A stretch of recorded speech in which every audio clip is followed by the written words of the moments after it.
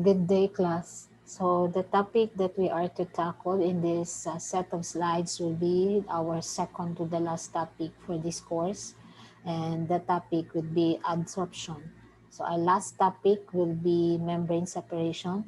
I will also upload the recording of the discussion for such a topic after I'm done with this one. So let's first define what the process adsorption is. So adsorption is the process to which a substance originally present in one phase is removed from that phase by accumulating at the interface between that phase and a separate solid phase. So most of the time, the other phase is solid. So the substance that will be separated will be accumulated on the interface of this solid and the phase where that substance is going to come from. Now, in principle, adsorption can occur at any solid-fluid interface. So since it's a fluid-solid interface, we can say that the substance to be transferred can either be coming from a liquid phase or a gas phase. And it is to be adsorbed on the interface between the solid and the fluid phase. Now, examples include for the interface, the cases of the interface will be the case of the gas-solid interface existing between or in the case of the adsorption of VOCs on activated carbon. So that's a gas-solid interface. If it's a liquid-solid interface that we're going to look into, then an example that could be cited would be the adsorption of an organic pollutant present in wastewater, for example, on activated carbon. Now, there are very two specific words or terms that we need to define. That way, we can go on with the discussion of this separation process with the correct understanding of these two terms. So, the adsorbate and the adsorbent.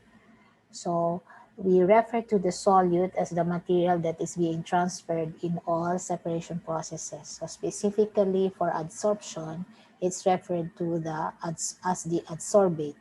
So the solute is the adsorbate. The thing that is capable of taking this particular solute from the phase it is contained is the adsorbent. So this is the solid material that is being used as the adsorbing phase. So adsorbate the solute, the adsorbent is the solid material that is responsible for taking out the adsorbate from the phase it is contained.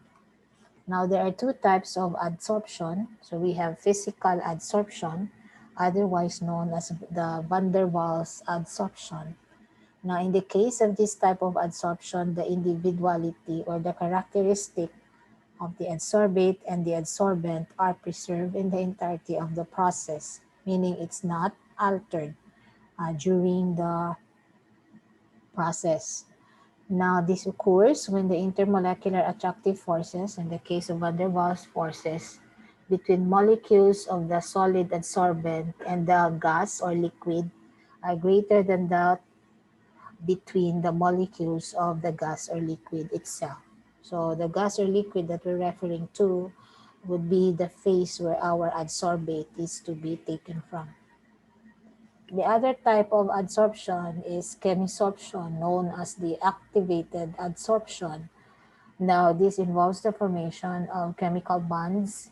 So you have now the formation of chemical bonds between the adsorbate and adsorbent in a monolayer, often with the release of heat, much larger than the heat of condensation.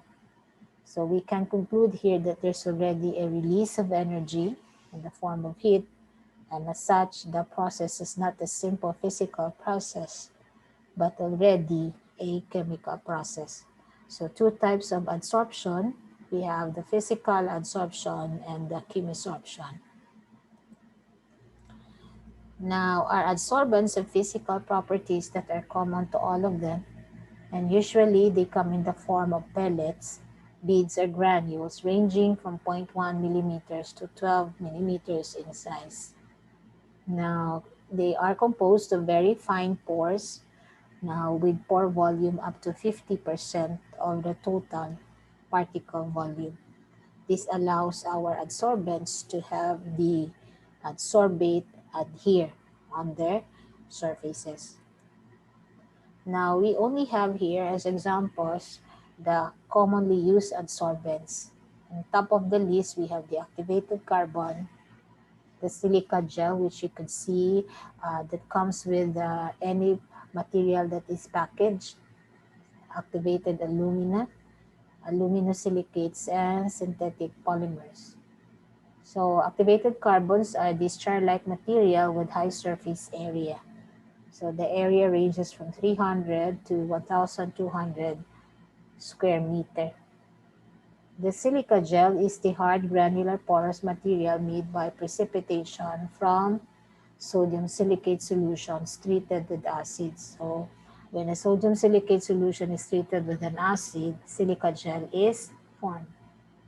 Now, the purpose actually of silica gel and activated alumina is quite the same. Since aluminum oxide, our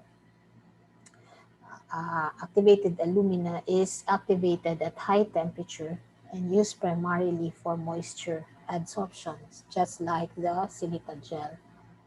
Now, the fourth common absorbent here is your aluminosilicates, which are porous synthetic zeolites used primarily in separation processes. The last are the synthetic polymers. So synthetic meaning they are man-made, polymers meaning they came from monomers. So these are made by polymerizing two major types of monomers. So these are just but the common, but there are still adsorbents that are not listed here.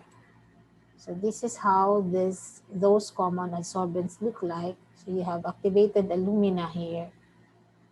And the case of activated carbon on the right, we have silica gel on the left, and on the right we have aluminosilicates.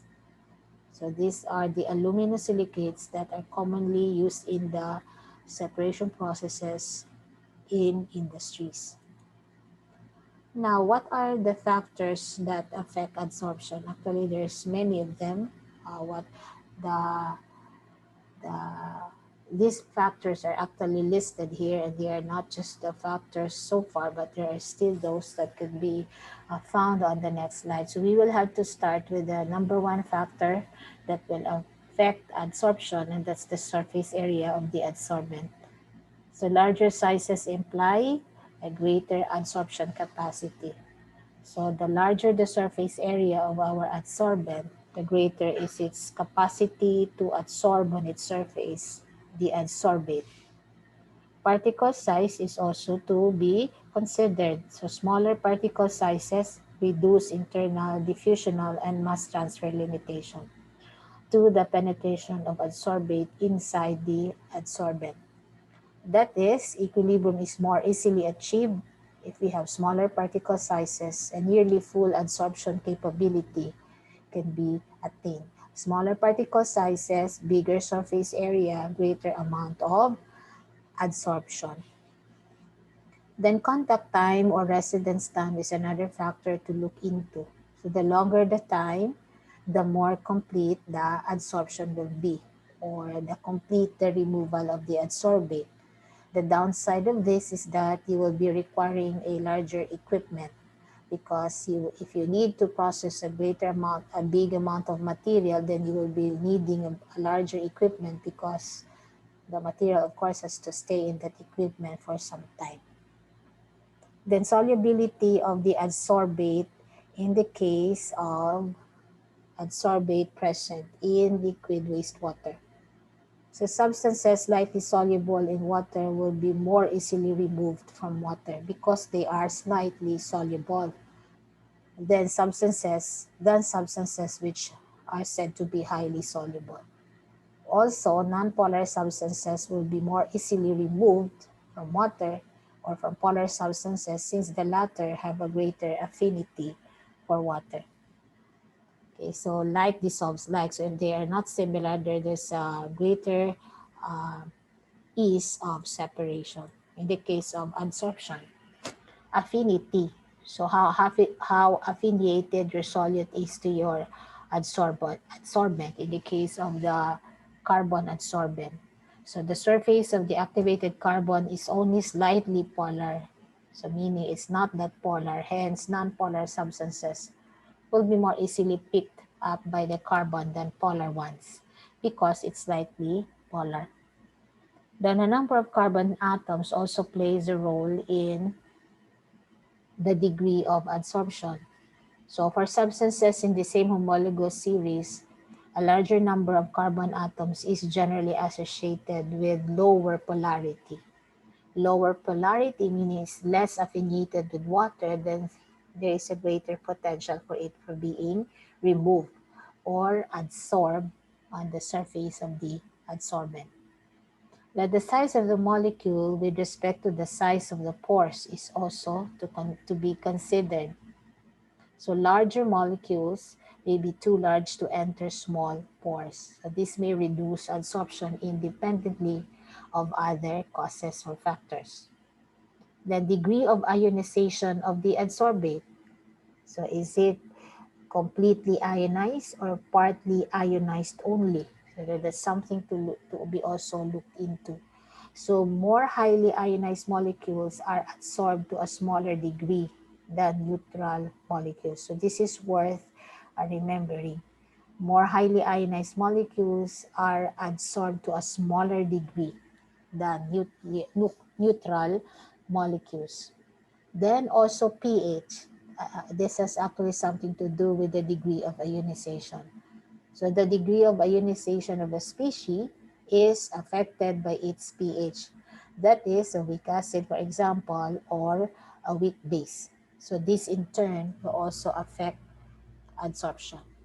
So those are just some of the factors that will affect adsorption, but it's more or less discussed here comprehensively. But some other resources or materials we may have some additional factors to look into.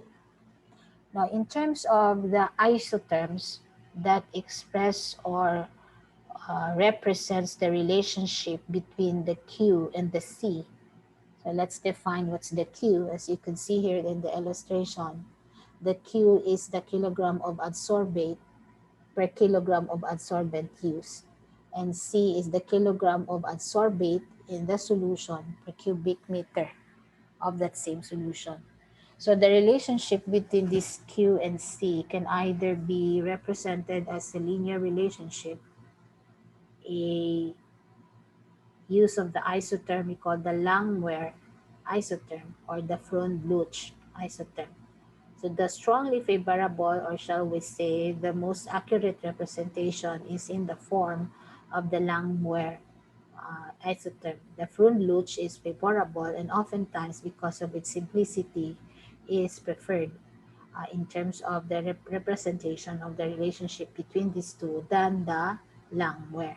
But of the three, of course, it's Langmuir that is strongly favorable. But nonetheless, all these three isotherms, adsorption isotherms, or relationship rather relationship or manner of expressing relationship between the Q and C are all determined empirically based on the data that was gathered. So the data that was gathered or that is gathered is being interpreted, and the most accurate representation of the relationship of Q and C in terms of these isotherms is being selected. Now, the equilibrium between the concentration of a solute in the fluid phase and its concentration in the solid. So the concentration of the solute in the fluid is the C. The concentration of the solute in the solid is the Q. So the equilibrium between these two resembles somewhat the equilibrium solubility of a gas in a liquid, or just like in the topic of gas absorption, the equilibrium of a gas in a liquid. Now, as for linear law, if a particular set of data, empirical data, is linear, then the relationship between Q and C can be expressed by that simple equation Q equal to Kc, where K is a constant that is determined experimentally, having the unit of cubic meter per kilogram adsorbent or per cubic meter of solution per kilogram of adsorbent used. But if you use this particular representation for the relationship between Q and C, it's very important that when plotted, the Q and C has to be perfectly a straight line, because this one is a straight line, and not only is it a straight line, but it's a straight line that passes through the origin. So your line does not have a y-intercept. So if that particular condition is not conformed, then you cannot say that the relationship, or you cannot represent the relationship between concentration of the adsorbate in the solid, which is the Q, and concentration of the adsorbate in the liquid, that is the C, is linear. You have to use the other two, the Lamware and the Front-Luch. So this is the Front-Luch isotherm. It's purely an empirical formula, and the manner of determining the constants K and N here that you are seeing is 100% similar to the way we determine the K and the N in our kinetics, in chemical reaction engineering. So you linearize the set of data Q and C by taking either the log or ln. Then you plot the points represented by this log of the Q and the log of the C, or the ln of the Q and the ln of the C. And whatever is the corresponding slope of the best fit line, that would be the N, and whatever is the y-intercept of the best fit line, that would be the L and K. Of course, after that, you can already get the K. So the manner of getting this K and N is similar in determining the appropriate rate law in a particular set of data in chemical kinetics, in chemical reaction engineering. This is favorable over Langmuir because Langmuir is, of course, nonlinear. But Langmuir is the most recent isotherm. From Luch is published by Front-Luch and Koster as late as 1894. But Langmuir has this particular relationship between C and Q established in 1916 or on 1916. Your Q sub O here is the kilogram adsorbate per kilogram solid, and K is kilogram adsorbate per cubic meter of solution. So this is the highly favorable representation of the relationship between Q and C.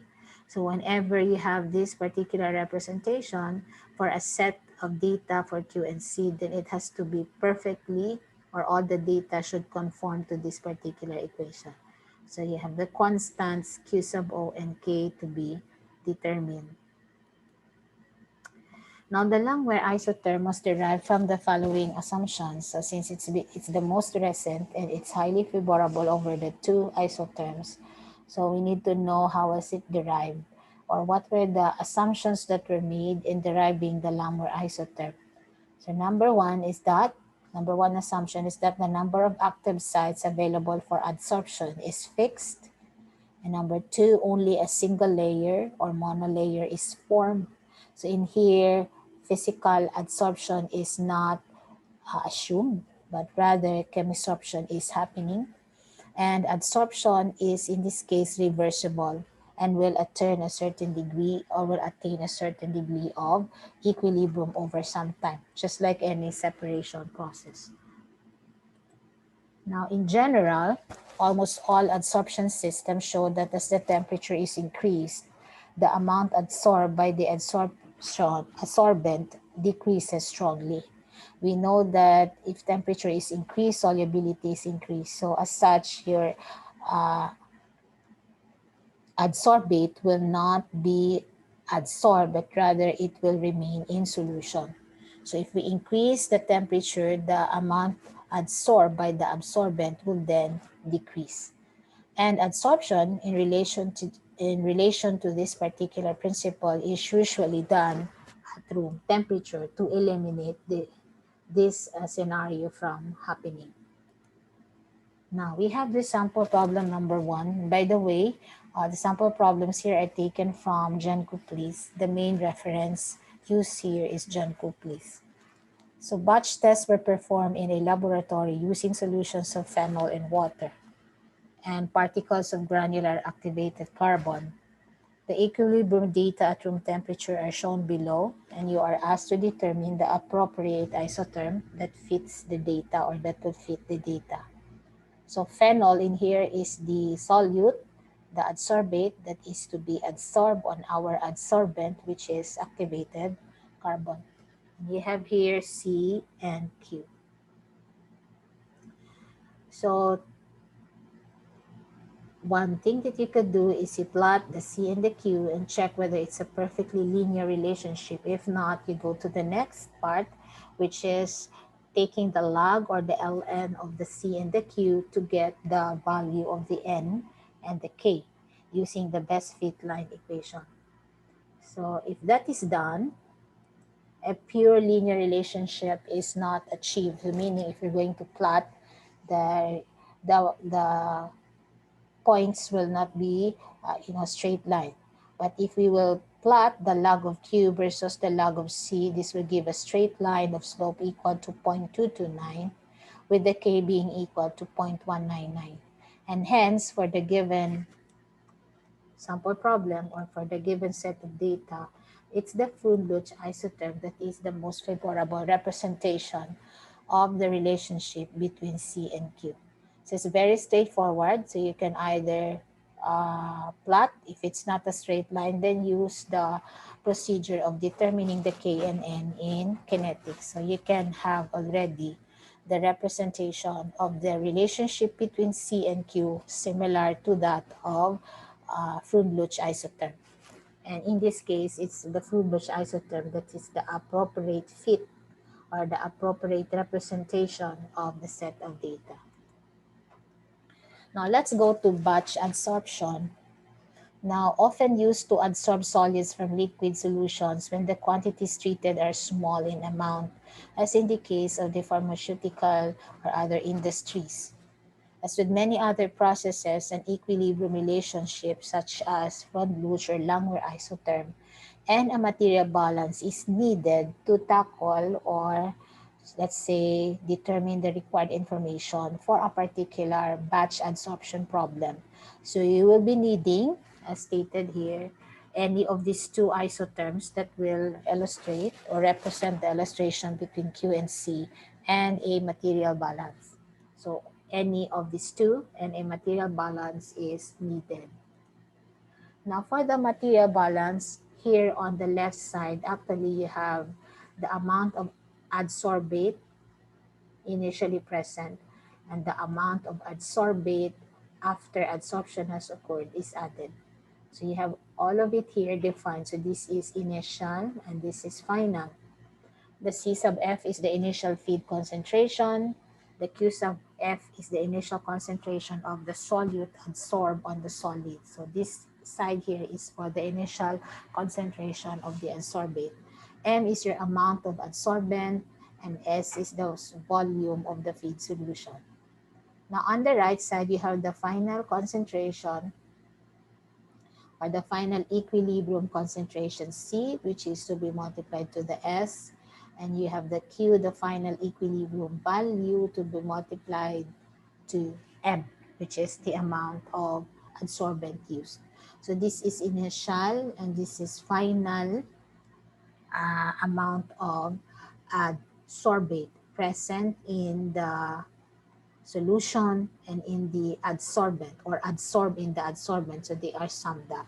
Okay, so that's this very simple material balance, and you can see this in John Copley's. So let's go now to our second sample problem. So you're given here a wastewater solution having a volume of 1 cubic meter containing 0.21 kilogram phenol per cubic meter of solution. So a total of 1.4 kilogram of fresh granulated granular activated carbon is added to the solution, which is then mixed thoroughly to reach equilibrium. So we are to use the isotherm that was determined in problem 1, since we're talking of phenol here in water. and then what are the final equilibrium values, and what percentage of phenol is extracted. So you have two required information here. The final equilibrium values, meaning the C and the Q when equilibrium is reached, and what percentage of phenol is extracted. So meaning this percentage of phenol extracted will be based on the equilibrium condition. Now, if the set of data that we have in sample problem number 1, this is our sample problem number 1, C and Q is plotted, this will be the how it look like. So it's not the perfect straight line. So then we cannot use the linear representation of the isotherm. So we have to use the one that was dictated in the sample problem. That's the Freund-Luch isotherm. And we have already the representation of that particular Freund-Luch isotherm by this equation. Okay, so meaning the problem that we have now, we are to use the Freund-Luch isotherm. Okay, so for our given values, the C sub F, this is our initial adsorbate concentration in the solution. So phenol is our adsorbate, so it's 0.21. The S is the solution, the volume of the feed solution mentioned in the problem. And M is the amount of adsorbent that was used, which is 1.4 kilogram.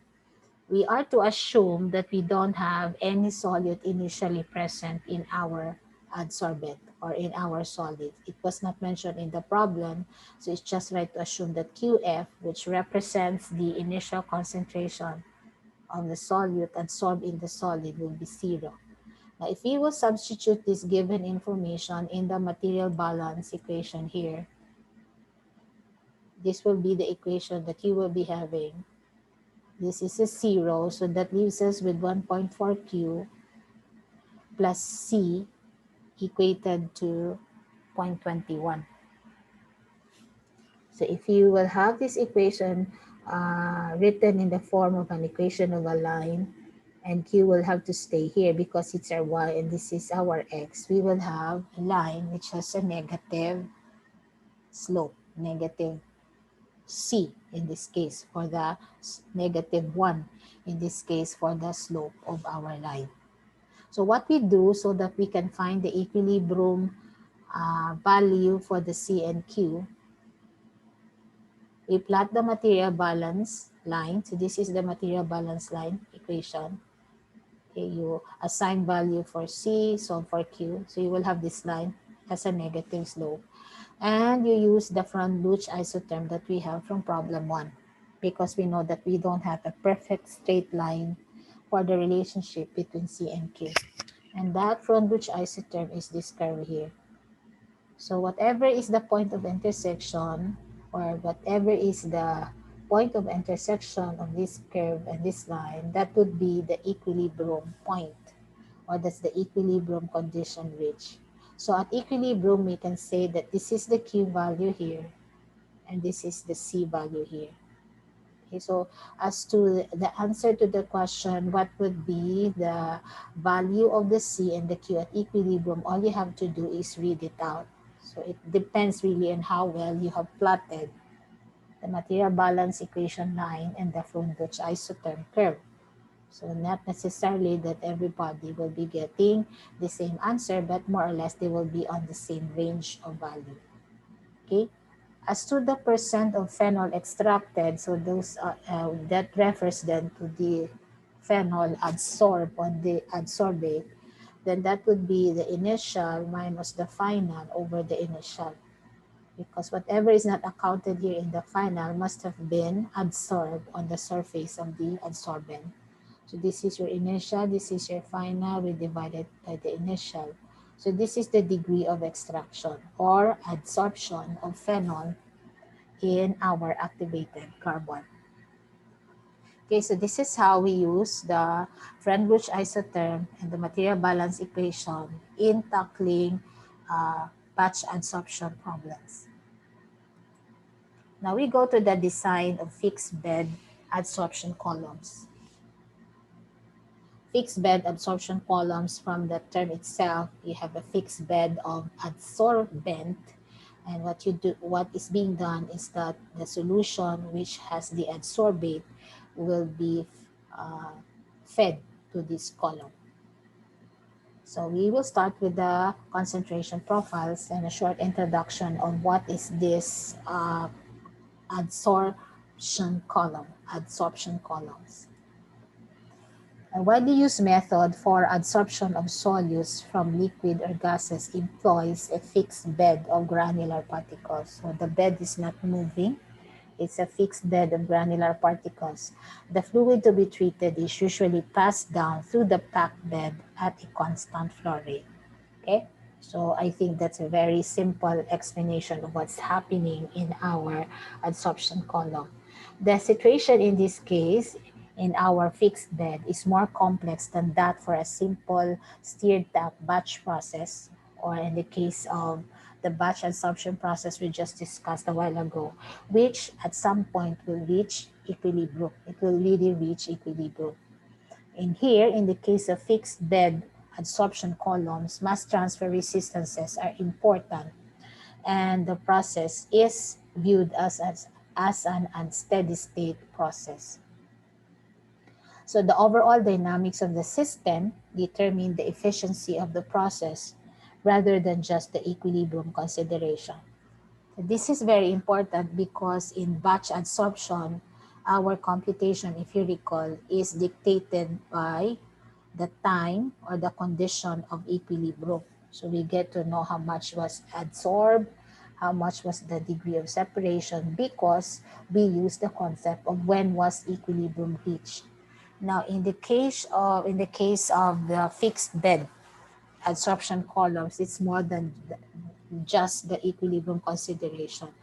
The overall dynamics of the system determines its efficiency.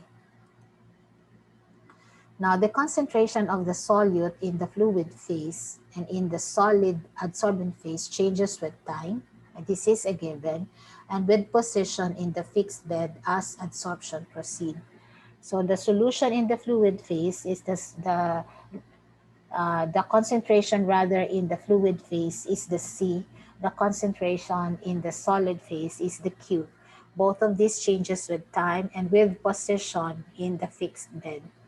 At the inlet of the bed, the solid is assumed to contain no solute at the start of the process. So it is assumed that your bed is fresh, it doesn't have any solute adsorbed on it. As the fluid first comes in contact with the inlet of the bed, most of the mass transfer and adsorption takes place. Since our adsorbent is fresh, it does not have any solute adsorbed on its surface, it is a given that at the introduction of the feed in the inlet of our bed, there will be greater mass transfer uptake because our adsorbent is still fresh and there's no solute present on it. As the fluid passes through the bed, the concentration in this fluid drops very rapidly. Why is it that the concentration in the fluid drops very rapidly? It's because the adsorbate present in the solution is already getting adsorbed on the adsorbent. So in this drop, in this rapid drop of fluid concentration, this is with distance in the bed. So as the feed flows along, or as the solution flows along the bed, there is this rapid drop in its concentration. It will reach zero, referring to the concentration before even the end of the bed is reached. So meaning your solution will have zero content of your adsorbate even before it reaches the end of the bed. Now, the concentration profile at time t sub 1, which will be shown to you in the figure in the next slide, where the concentration ratio C over C sub O is plotted versus bed length. So, C over CO concentration versus bed length will be seen in figure 12.3-1A.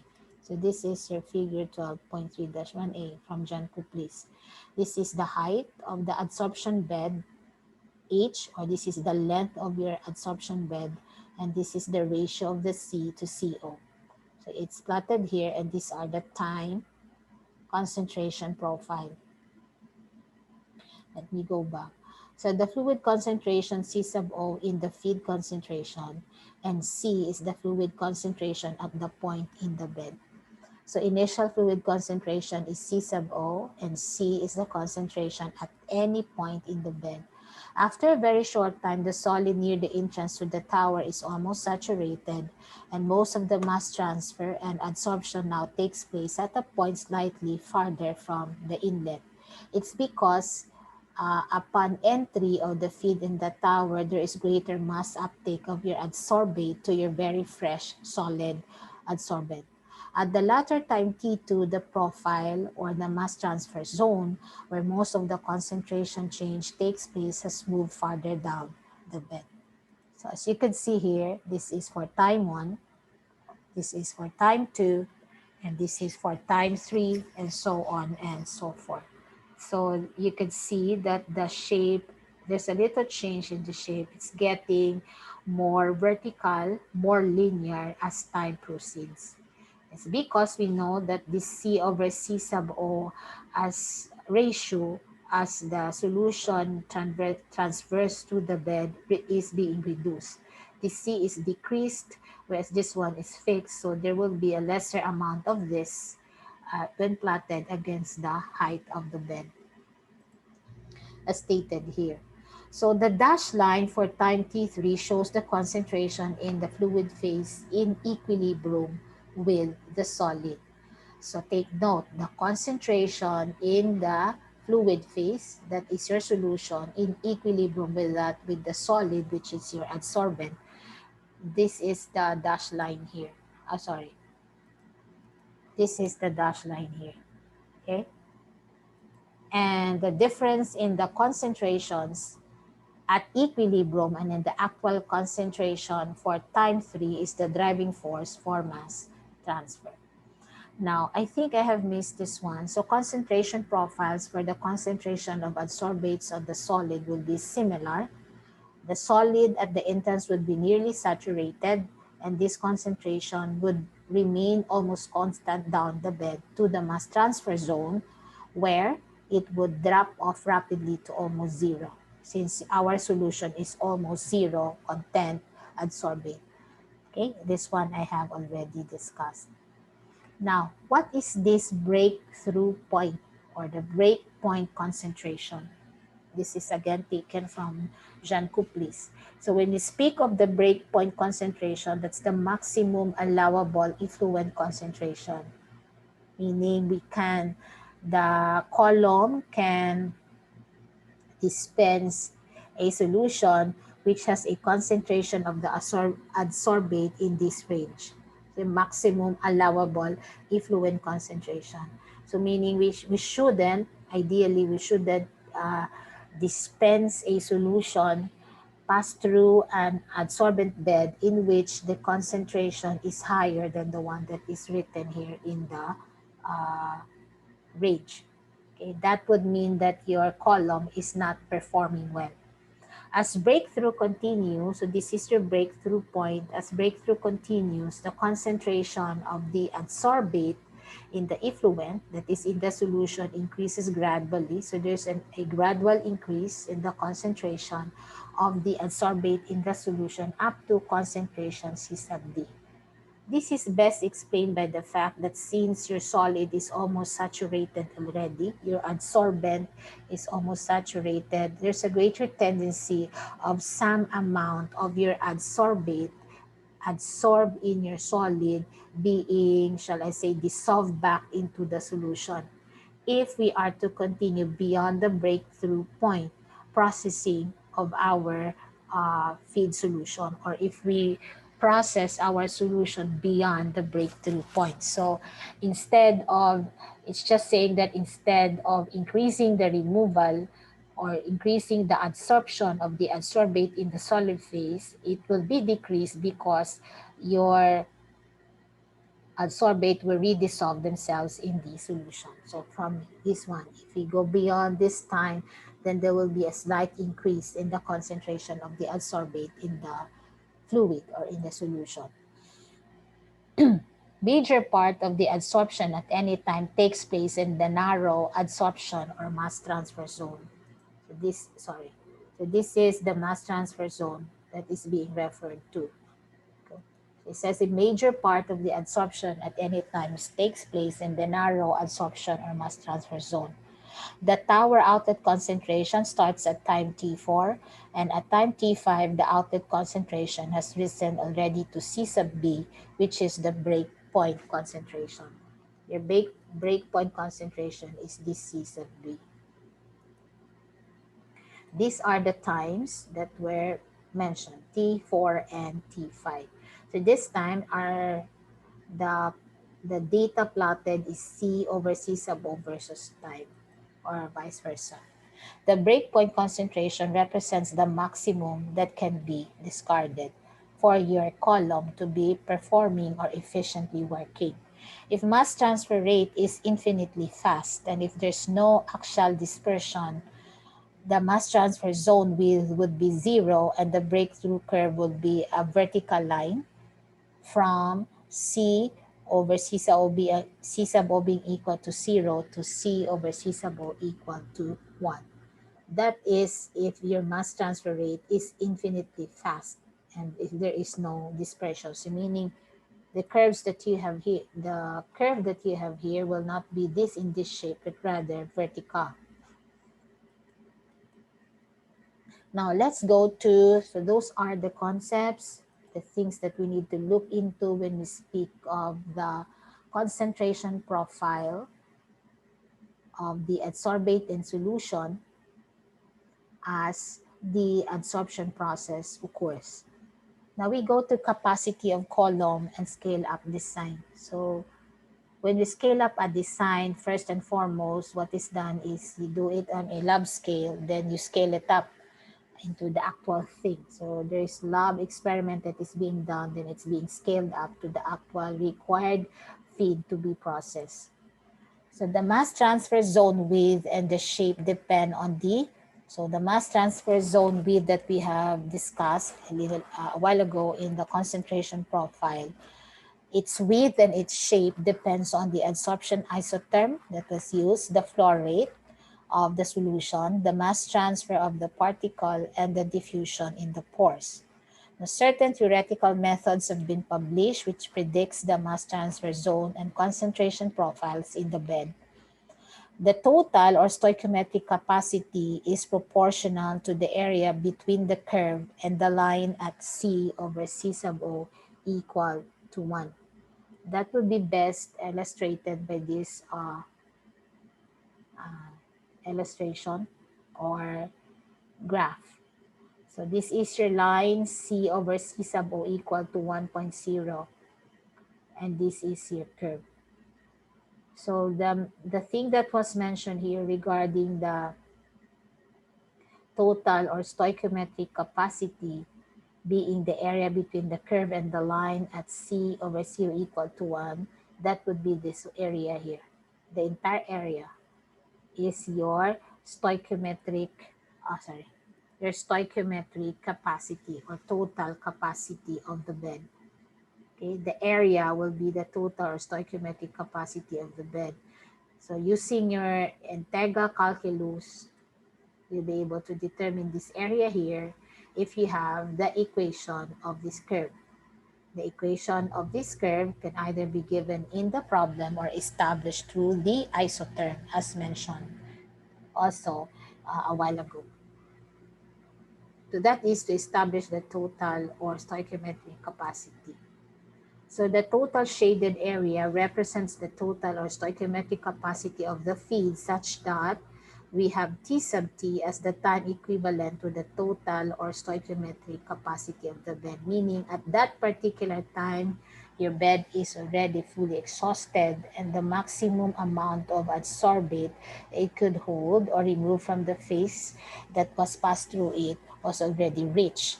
So this is the time equivalent to the total or stoichiometric capacity. Look at the integral, so it's 0 to infinity, and you have here 1 minus C over CO. The C over CO here is the ratio between the concentration at any time over the initial concentration and dt. So this expression here should be a function of time for you to be able to integrate this particular integral. The usable capacity of the bed on the other side to the breakpoint T sub B. So the breakpoint time T sub B is the crosshatch area. So the crosshatch area is this rectangle, more or less a rectangle, but we have this very small portion here which is not part of the rectangle. So this is your usable capacity of the bed up to breakpoint time. So meaning beyond the breakpoint time, your bed is not functioning well as it should be. So the T sub U, usable capacity, having something to do with the usable capacity of the bed, is the time equivalent to the usable capacity or time when the effluent concentration reaches its maximum permissible level. So we know that our effluent concentration should not be beyond, should be within the range 0.01 to 0.05 of the concentration of the solution. So the effluent concentration should be within that range. So as mentioned here, if I may go back here. So our breakpoint concentration, the maximum allowable effluent concentration should be 0.01 to 0.05 of feed concentration. So that would be the maximum concentration that your fluid should have. Okay, so that is our usable capacity. And we have T sub U for the time equivalent to usable capacity, T sub T for the time equivalent for the total or stoichiometric capacity. This one is theoretical, this one is actual. Meaning, as per design, your bed should be usable up to this time. But as to the actual, this is the time equivalent for your bed to be still functioning or usable. This 2 is the fraction, the T sub U over T sub T is the fraction of the total bed capacity length utilized up to the breakpoint. And hence, for the total length, H sub T in meters, H sub B is the length of the bed used up to breakpoint. So if you want to know of the total length of the bed, what is the length that was used to up to the breakpoint time, or the time in which your effluent concentration, the maximum effluent concentration was already reached. So this is it.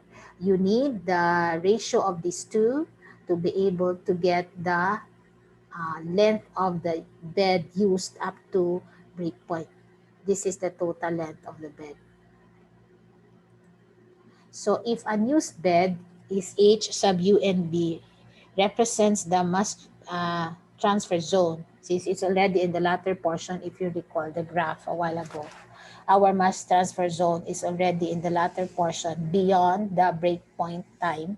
It depends on the fluid velocity. So meaning your H U sub U and B depends on the fluid velocity and is essentially independent of the total length of the column. So determining the remaining unused bed length will not be dependent on the length of the column, but rather on fluid velocity. So in terms of the formula, you have the unused bed length to be 1 minus T sub U over T sub T. This quantity multiplied to H sub T. And your H sub T, of course, is the unused bed and the length of the bed up to breakpoint. This has been widely used as design procedure. So the equations that were shown to you were used as design procedure. Its validity depends on the condition in the laboratory column that was set up. Depends on the similarity of the laboratory setup to the actual full-scale unit. The smaller diameter unit must be well insulated, that is referring to the one in the laboratory, to be similar to the large diameter tower which operates adiabatically. So in full-scale industrial adsorption, the tower, our adsorption tower, operates adiabatically. The mass velocity in both units must be the same. So whether we have we're talking about the laboratories, the lab scale, and the full-scale unit, their mass velocity, referring to the solution or the feed into the column, must be the same and must be of sufficient length to support a steady state mass transfer zone. The velocity in both units must be the same and they must be of sufficient length to support a steady state mass transfer zone. Now, this particular sample problem is a sample problem that is found in John Copley's, and this is your part in this particular topic. You have to read this because it has its complete solution there. It's easy to follow. It has 3 requirements. So please read that. This one was also written in Canvas ahead of time before this discussion was made. So this is for you to read and study. As for processing variables and adsorption cycles, so this is the point now where we think what will happen to the adsorbent in the fixed bed adsorption column. Okay, so when you speak of the cyclic batch process and the continuous flow system, these are the classes of large-scale adsorption processes. So cyclic batch, meaning you have a batch adsorption process for a fixed bed, and after the bed is already saturated, at some point the bed is being regenerated. After it's being regenerated, it's again used, and as such is called a cyclic batch system. Whereas when you speak of a continuous flow system, it's continuous. So continuous flow of adsorbent counter current to the flow of the feed. So there's a continuous flow of your solid counter current to the flow of the solution or of the phase that contains your adsorbate. Now, in the cyclic batch process, it's worth noting that we allow the bed to reach saturation and then allow it to be regenerated and reused again.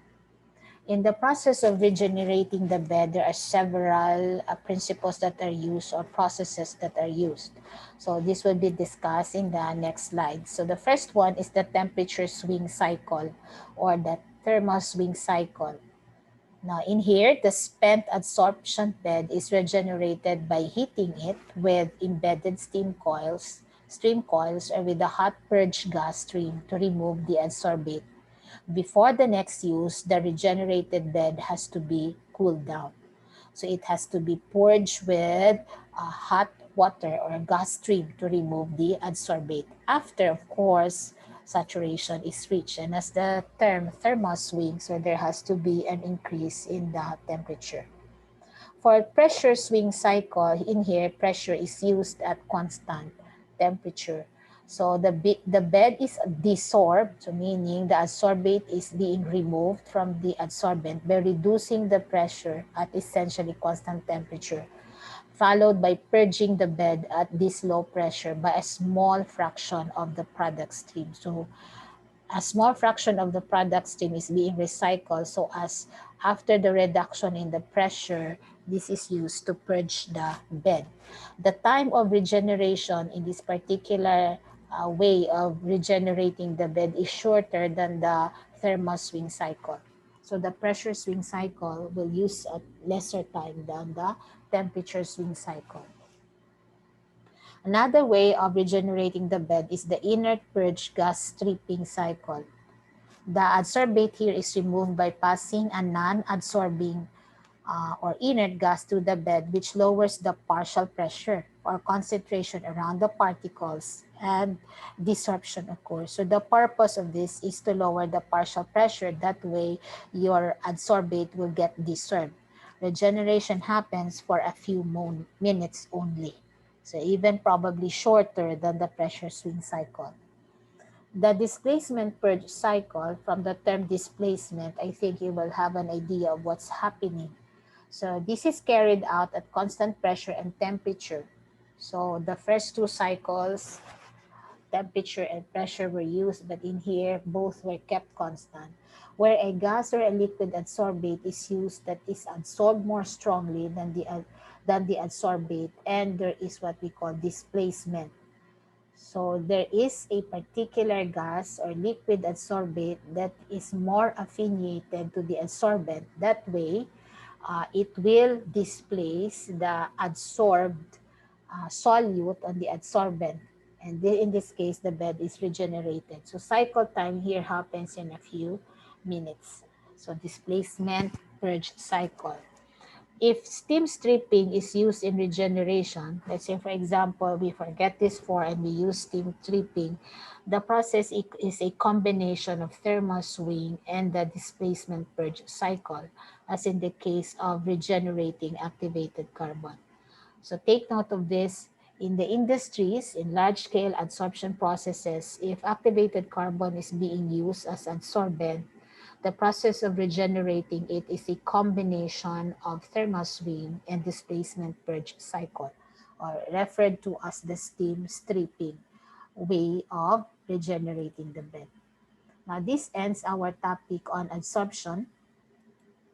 This is based solely in what is available in John Copley's. We have one remaining topic, and that's membrane separation. Hopefully, I'll be able to record ahead of time. That way, the remaining time that you have will be to prepare for your culminating learning evidence. Thank you for listening, class, until the last slide.